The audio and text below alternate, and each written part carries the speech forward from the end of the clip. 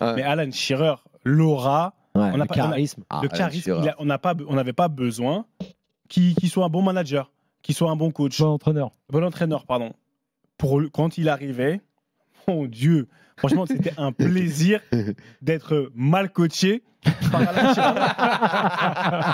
Non, mais extraordinaire. Kevin Keegan, quand tu arrives et il te parle, vraiment comme. Et c'est vrai en plus, hein, franchement, il arrivait sur le terrain.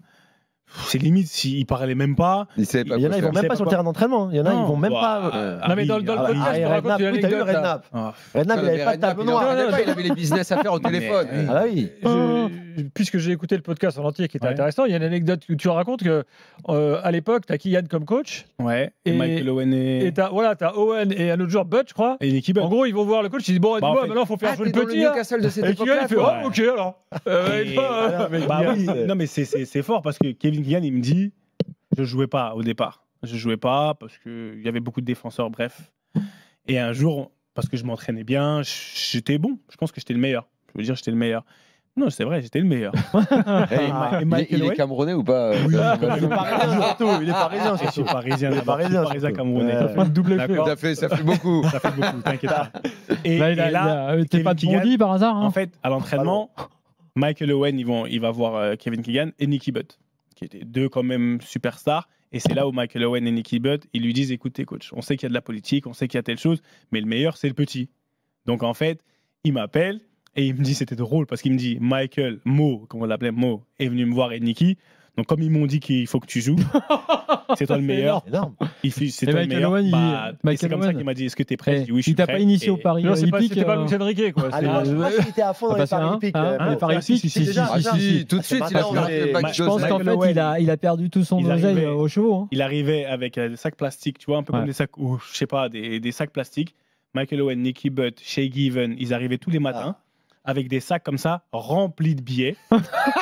Ils avaient leurs journaux comme ça, tu vois, et ils jouaient les jeux. Michael Owen, il avait son truc de posséder une jambe. Ouais, il est propriétaire de chevaux. Une jambe d'un cheval, 25%. Il n'a pas tout cheval.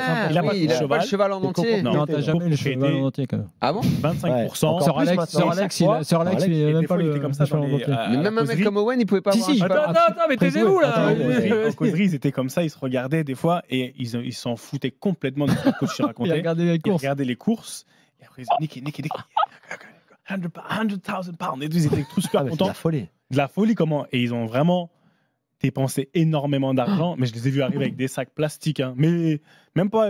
Mais Owen est connu pour avoir un hélicoptère. dilapidé beaucoup de sa. Il arrivait en hélicoptère, Michael Owen. Ouais. Tu vois, il habitait encore à Liverpool, il allait à Newcastle en hélicoptère. En hélicoptère, il se posait un peu loin. Et quel est ce joueur de Newcastle qui a tout perdu aussi au Paris sportif là? Ça, Owen, je savais pas le coup de l'hélicoptère. Non, si, il arrive en hélicoptère. Mais les gars, il faut pas faire deux discussions parallèles. Michael Owen, le coup de l'hélicoptère, ok, mais je veux dire, je sais pas comment dire, plus humble que Michael Owen. Il parle pas Michael, silencieux. Vraiment, Michael, moi-même j'étais surpris parce que je suis arrivé, je me suis dit c'est Michael Owen, je joue avec lui à la play et tout. Ballon d'or. Et en fait, et Mo, il parlait jamais. Vraiment, et des fois il était désolé. Ah non, il suivait les cours. Récemment, il a pas mal parlé en texto, il s'est fait attraper par les tabloïds. Ah ouais? Oui, Madame Owen n'était pas très contente. Mais tu vois, tout à l'heure, ça me rappelle, je ne sais pas si la discussion elle a eu à l'antenne ou c'était pendant la pub, quand tu me dis que tu ne comprends pas bien l'expression il méritait mieux ou il a eu son mérite.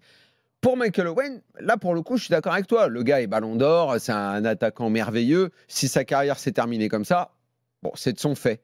Il s'entraînait moins bien, les canassons, ça l'intéressait plus. Michael était diminué par ses blessures. Michael il avait trop peur. Michael, il arrivait comme ça. Il était vraiment psychologiquement touché par quelqu'un qui arrive vite sur lui parce que les blessures qu'il a reçues, elles l'ont vraiment traumatisé. Donc ça fait que dès qu'il arrivait à un demi-contact, inconsciemment, un peu comme Jonathan Woodgate. Tu vois, comme Woodgate. Michael Owen. Woodgate, il a sa carrière foutue. Par le Real, ouais. La façon dont il a été blessé, il n'est jamais revenu, le gars. Et c'est ça, lui, il se blessait tout seul. C'est star, ce mec-là. Il se blessait tout seul. À la gourcuff. Dans sa tête.